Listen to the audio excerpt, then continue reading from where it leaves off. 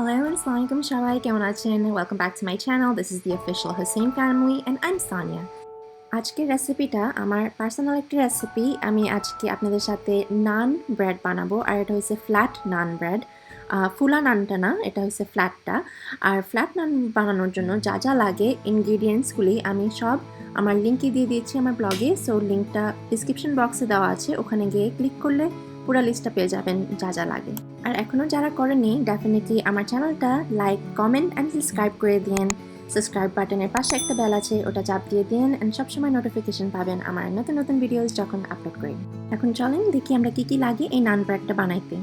আমি এখানে 1 tablespoon dry active yeast, 1 cup warm water, 1 teaspoon sugar, 3.5 tablespoon sugar, 1 large egg, 3 tablespoons milk, 2 teaspoons salt, half teaspoon baking soda, 4 থেকে 4.5 cup all purpose flower.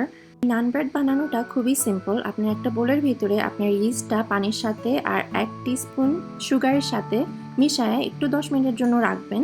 তারপরে আপনারা 3.5 tablespoon extra সুগারটা দিবেন, একটা ডিম ফেটে দিয়ে দিবেন, মিল্কটা দিবেন, সল্টটা দিবেন অ্যান্ড অলসো বেকিং সোডাটা দিয়ে দিবেন।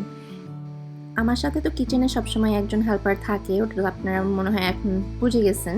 আমার ছোটো মামা সবসময় থাকে পাশে, তো আজকে ও কিন্তু আমাকে হেল্প করতেছে বলে সব ইনগ্রিডিয়েন্টসগুলি দিয়ে ও কিন্তু চামচটা দিয়ে নেড়ে চেড়ে দিচ্ছে সব কিছু। এখন আপনারা 1 কাপ করে করে ময়দাটা দিয়ে দিবেন। সব ময়দা একসাথে দিবেন না, 1 কাপ করে করে দিয়ে মিক্স করতে থাকবেন। ডেফিনেটলি দেখতেছেন যে আমার মেয়ে এখান দিয়ে মিক্স করতেছে আর আমি ওকে একটু হেল্প করে দিচ্ছি।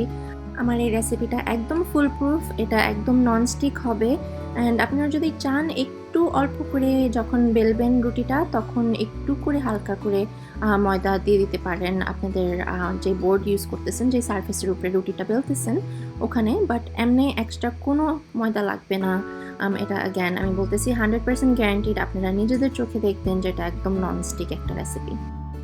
এতক্ষণ আমি কিন্তু কাঠির চামচ দিয়ে ডোটা মিক্স করতেছিলাম। এখন আমি কাঠির চামচটা ক্লিন করে সাইডে রেখে দিচ্ছি অ্যান্ড হাত দিয়েই পুরো ডোটা এখন কম্বাইন করে ফেলবো। আমি তো মনে হয় আগেও শেয়ার করছিলাম আপনাদের সাথে যে আমার বাসায় অনেক রুটি খাওয়া হয় অ্যান্ড আমার মেজো ছেলে তো ডেফিনেটলি জন্ম থেকেই রুটি খাচ্ছে।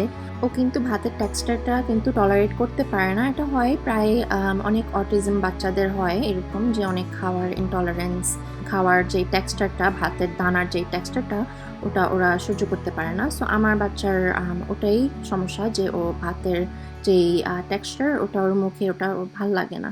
সো ও রুটি খাওয়াটা পছন্দ করে, সো ডেফিনেটলি রুটি খায় সবসময় অ্যান্ড এই কারণে আমি প্রায় বাসায় রুটি বানানো হয়। আমাদের রুটি এনে রাখি যখন আমি টাইম পাই না এরকম একদম ফ্রম স্ক্র্যাচ রুটি বানানোর, বাট যে সময় পাই এক্সট্রা হাতে টাইম আছে ওই সময় আমি একটু হোমমেড রুটি বানায় রাখতে চেষ্টা করি।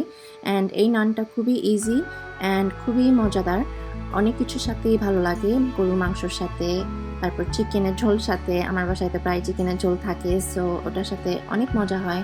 প্লাস এটা দিয়ে আপনারা যদি চান বাচ্চাদের জন্য কেসাডিয়া বানায় দিতে পারবেন। সো অনেক অপশনস, একটা ভ্যারাইটি একটা রেসিপি করা যায় এটা দিয়ে। ডোটা ফর্ম করার পরে আপনারা এটা কিন্তু 1 ঘন্টার জন্য রাইস করতে দিবেন। ডোটা কিন্তু ডাবল হয়ে যাবে, এরকম ফুলে ডাবল হয়ে যাবে অ্যান্ড কন্টিনিউ টু ফুলতে থাকবে।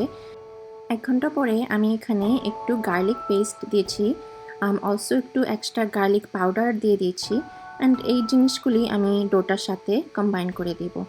আপনারা যদি চান এটা একদম প্লেনই রাখতে পারবেন, কোনো কিছু অ্যাড করা লাগবে না অ্যাডিশনাল এই পয়েন্টে, জাস্ট খালি রুটিগুলি গোল গোল করে বেলে নিতে পারেন। বাট আমি একটু রসুন দিয়ে দিয়েছি, গার্লিক, তো আমি 1 টেবিল চামচ গার্লিক পেস্টটা দিয়ে দিয়েছি অ্যান্ড অলসো একটু 1 টেবিল চামচ গার্লিক পাউডার দিয়ে দিয়েছি। আমার কাছে কিন্তু গার্লিক ফ্লেভারটা খুবই ভালো লাগে রুটির সাথে, তো এই কারণেই আমি এখন একটু গার্লিক ইউজ করলাম। ভালো করে ডোটা মিক্স করার পর গার্লিকটার সাথে আমি এখন ডোটা কিন্তু ছোট ছোট বল করে নেব। এই ডোটা দিয়ে আপনাদের প্রায় 20টার মতো রুটি হবে, সো এরকম ছোট ছোট করে বলগুলি আমি আগে করে নিচ্ছি, আমার জন্য এটা খুবই ইজি। না হলে বারবার খালি ডোটা করতে হয় যখন আমরা রুটি বানাইতে যাই, আর প্রসেসটা ফাস্টার হয় আমার যখন এরকম ছোট বল রেডি থাকে। তো আমি জাস্ট এরকম করে নিচ্ছি 20টার মতো, বা আরও যদি ছোট করতে চান করতে পারেন। আপনারা জানি না মার্ক করেছেন নাকি, কিন্তু আমি প্রথমেই ভিডিওর আগে বলেছিলাম যে এই ডোটা পুরা ননস্টিক, অ্যান্ড আপনারা দেখতেই পারতেছেন যেটা মোটামুটি অনেক ননস্টিক, আমার হাতে কিন্তু লাগতেছেই না, আটাও না, একদম পারফেক্ট। আপনারা যদি আমার রেসিপিটা ফলো করেন একদম পারফেক্ট হয়ে যাবে। হয়ে গেল আমার ডো বলগুলি। এখন আমি এগুলি হাতের ভিতরে নিয়ে আরেকটু ডলে নিচ্ছি একটু স্মুথ আউট করার জন্য। তারপরে আমি আমার এই যে সারফেসে আমি একটু ময়দা দিয়ে এক্সট্রা ড্রাই ফ্লাওয়ার দিয়ে আমি জাস্ট রুটিগুলি এখন বেলে নেব। আমি আপনাদেরকে একটা মজার স্টোরি বলি। আমি যখন ফার্স্ট এরকম রুটি বানানো শিখলাম, ময়দার রুটি যেটা জাস্ট প্লেন আমরা দেশি ময়দার রুটি যেটা খাই, ওটা যখন প্রথম বানালাম একদম ডিজাস্টার। আমি পুরো এক পাতিল পানি দিয়ে তারপর ময়দা ঢেলে দিলাম, আর এত বিশ্রী অবস্থা হলো যে আমি চিন্তা করতেছিলাম কি এটা হয় না কেন। আমার কিন্তু অনেক ময়দার প্যাকেট এইভাবে আমি নষ্ট করেছি, বিকজ আমি পরিমাণগুলি ঠিক মতো দিইনি। প্লাস রুটি বানানোর আইদার বেশি পানি দিয়ে দিতাম বা বেশি ময়দা দিয়ে দিতাম, বা আই ডোন্ট নো কী করতেছিলাম, আমার নিজের আইডিয়া ছিল না। আমি খালি এন্ড পিকচারটা দেখতাম যে মানুষের ও মাই গড কি সুন্দর রুটি হয়ে যায় ঠাস ঠাস করে, কিন্তু আমার হচ্ছে না, and it was just a disaster.